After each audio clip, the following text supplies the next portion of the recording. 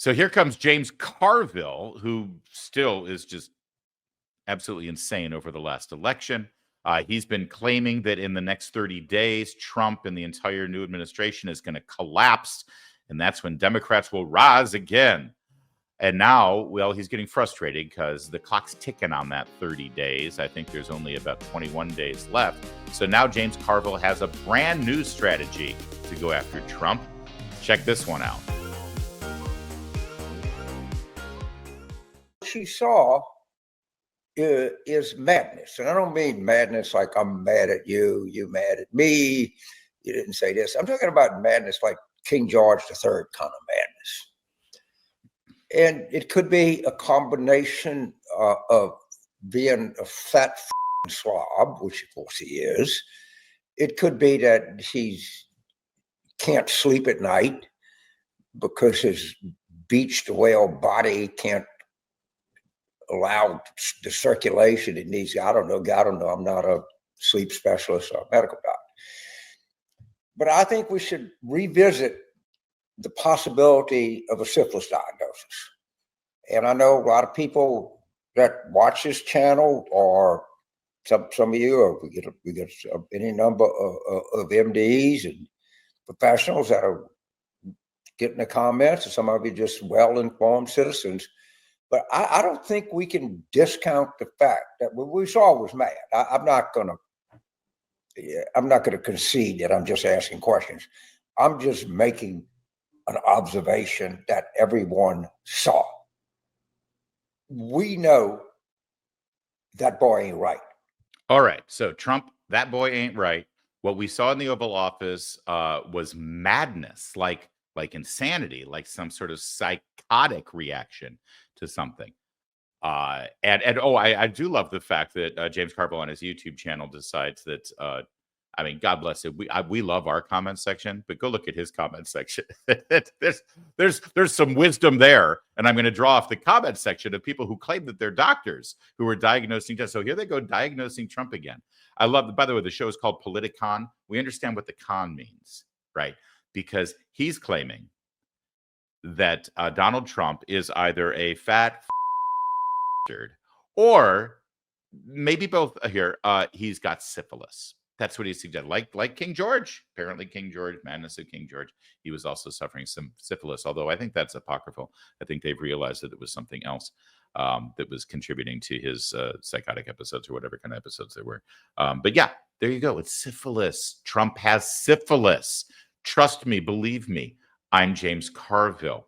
Now, it is interesting to note that James Carville's claim to fame was working with, another fat bastard. That would be Bill Clinton. And boy, you talk about Bill Clinton and syphilis. And you tell me, who do you think is more likely to have contracted a venereal disease of one sort or another? Donald Trump or Bill Clinton? I report, you decide. But apparently James Carville has some experience in this. All right, so where is this coming from? Well, here it is. James Carville, again, making this claim that Donald Trump now has syphilis. Have you seen this? Yeah, apparently it comes from this picture right here. You see the picture.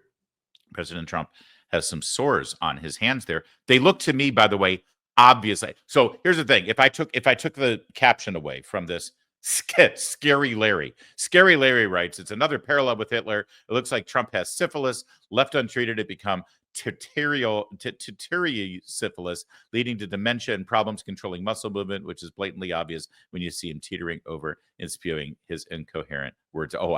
He's got word salad. He's got word salad. This is a guy, Scary Larry, who probably supported Kamala Harris, who I don't believe has syphilis either.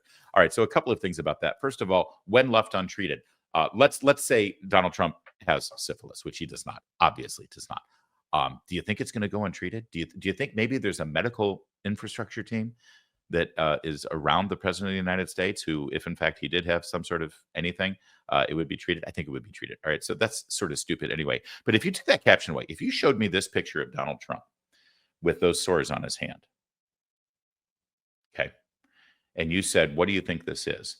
How deranged do you have to be to think, oh, clearly he has syphilis? Because, sores on the hands, on the palm of the hands in particular, are one of the symptoms of syphilis. By the way, it's very funny. when I was a father of young toddlers, I had an annoying sore that developed on the palm of my hand with bumps around it. And my child had just contracted conjunctivitis and pink eye.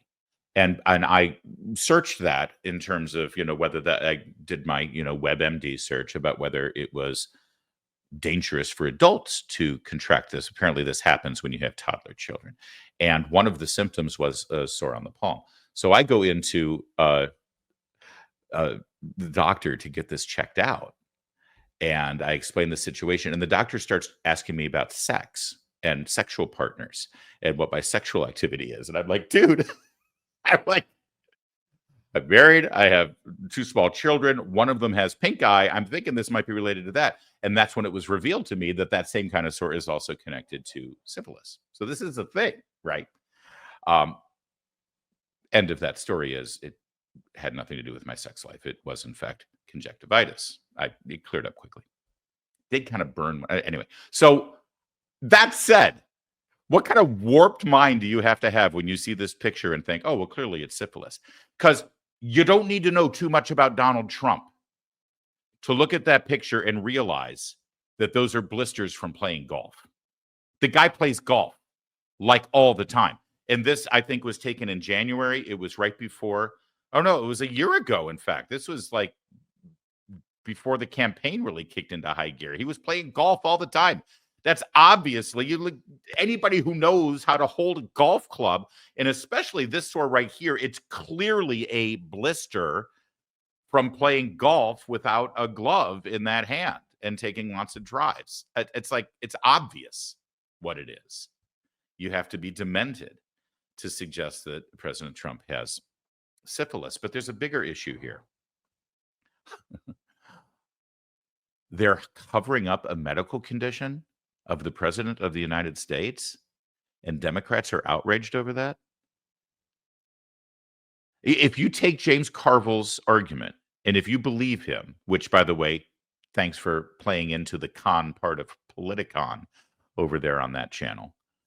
If you are in the fever swamp and you say, yeah, clearly Trump has syphilis, it manifested him going nuts and screaming at Zelensky completely off the handle, and it was unprovoked. What the hell are we seeing? Clearly that was the madness brought on by untreated syphilis. And they're covering it up. If you're James Carville and you're buying into that, I'm sorry.